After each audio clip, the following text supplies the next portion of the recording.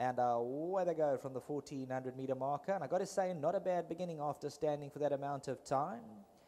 Sluice gate between them. Sibueng's very keen on the inside, looking to be restrained. Sibueng's got to settle into her stride. London Olympics are known front runners right there. Spanish Cat's only 2 lengths off the early tempo. Merritt's conceded towards the inside throne. Rad Rock and the yellow silks. Swanee River's behind her in the pink. Umoyana's in the green to the outside. Quintella red sleeves and cap. Dusky and don't mention it. 6 lengths top to tail. London Olympics asked to go off and lead by 3 parts of a length. Sluice Gate second. Spanish Cat. Sibueng now got covered towards the inside, and Sibueng's only about 3 lengths off them. Rad Rock, the race in tight quarters up front, thrones around them. Spanish Cats in the pink silks, 2 lengths to make up. Merritt's conceded Umoyana towards the outside. Swanee River needs to get lucky between runners.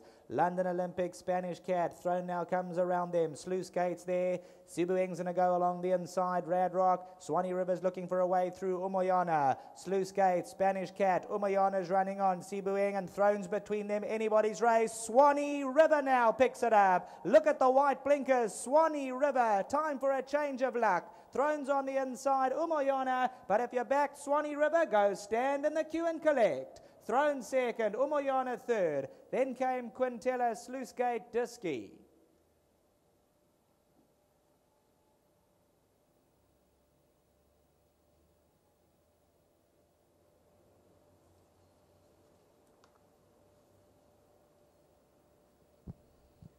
Number 2, Swanee River, allowed to stretch out this daughter of Magog. She needed a lot to go for her at the top of the lane. She looked full of running, but just needed for the gaps to open. The last couple of runs, she's been a tad unlucky, being balked and not really getting the gaps. But today, Swanee River, she powers her way through.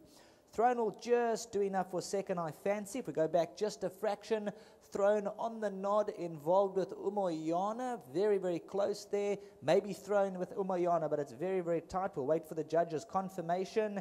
Then behind these runners, Quintella, Sluice Gate, Dusky, Rad Rock, Sibueng, Spanish Cat, don't mention it.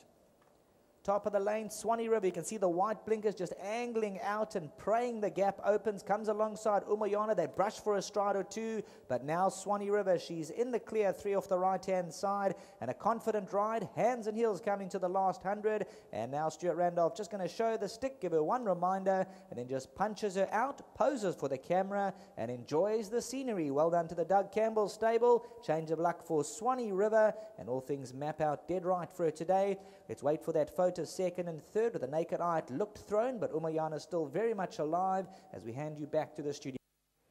That was race 4, the first leg of the jackpot, over 1,400 meters, and it's gone the way of number 2, Swanee River, from the Doug Campbell stable, ridden to victory by Stu Randolph. And we're just chatting off air. Stu was really, really patient. He waited for the gap to open, and I think that made all the difference there, Doug, and it come through to win its second victory. Yeah, he rode a great race. He was very patient, and he knows her well now. He rode her last time. Makes a difference when a jockey gets to know a horse, and I was thrilled with the ride. I was a bit anxious at one stage. I thought there were a wall of horses in front of her, but she's a gutsy filly, and she just pushed her way through. And then, Doug, do you think there's a little bit more in the tank? With that type of a run, you would suggest if ridden correctly, if stays sound, then it will have some more in the tank? Absolutely. No, she's had her problems. In her second run, she chipped her knee and had to have knee surgery. But we do have a swimming pool at home, and she lives in the swimming pool and seems to enjoy it, come out of the pool and into the races, and she's doing well with doing that. And but most of all, I think it was a great ride by Stu. Oh, well turned out, Doug. You've got 2 other runners this afternoon that I'd like to touch on. One's Argyle Bay and the other Fire the Rocket. Sure, Argyle Bay, I think, is definitely his second run back from a layoff, but I think he's definitely in the firing line. And I also think that Fire the Rocket are on a decent race. He was very badly hampered in his last start, and the previous time he jumped a shadow badly. So if he's got his confidence back, he could be in the firing line as well. Great stuff, Doug. Well, the stable's ticking over, so best of luck with those ones. Thank you so much. Yeah. Thanks, Doug. Let's get Stewie in quickly. Stewie, we've all said, I don't know if you've been listening, but what a top ride, really patient. You sat, you waited, and when the gap opened, the rest was history. Yeah, I just had to bide my time, as I said. Just there was no clear run. But I think she's the type of filly that enjoys that. You know, you hold her together and let her build up her confidence. And when you ask her for an effort, she quickened up well. I just like to say big thanks to Mr. Campbell and his team. Hopefully we can crack another one out of her. And then, Stu, you've got 1 or 2 others worth mentioning. How your runners for the rest of the day? Yeah, I've got another ride for him coming later on. Got a good draw, we'll see how we go from that. And then I think my next best would be the one in the last race. Obviously, I think there's also Michael Cox in there that you've got to pay attention to, but a bit of luck on our side, we'll see what we can do. Cool. Well ridden. Thanks very much. Thank you. Thanks, Tree. Let's get Mr. Bruce Campbell in here. Bruce, you must be over the moon. It's been 10 runs. This was its 11th run. It's found itself in the winner's enclosure. And for a moment there, I never thought it was going to get a run, but it did, and here you are. Yeah, Doug was a bit nervous when we turned for home and Shields boxed in, but I just watched Stuart. He did exactly what he said he was going to do. He never panicked. And as soon as that gap opened, it was all over. So, yeah, I was very confident. And thanks to Doug, we had to be pretty patient with this filly. She's had all sorts of problems, but she's really come on nicely now. And thank you to Doug and Diane, obviously to Stuart. I really thought Stuart rode a perfect race in that filly. Isn't it lovely when it just maps out the way he says it's going to map out? Doesn't always happen, yeah. So I've got my banker in the pick 6. Now I'm going to get the rest of the way. Well, good to you. That was a decent price, and I hope you go through to... Had a little bit there. Thanks, Rick. Lovely stuff. Enjoy. Yeah, thank you.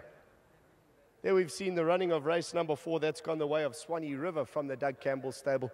We've heard it from one of the owners, Bruce Campbell. Doug also had a share in that one, Swanee River, which is a 4-year-old daughter, Obama Gok, bred by the Sugar Hill stud, ridden to victory by Stewie Randolph. And we must commend Stewie. Really patient ride, top class. That was Greyville race 4. We'll see you back for the 5th.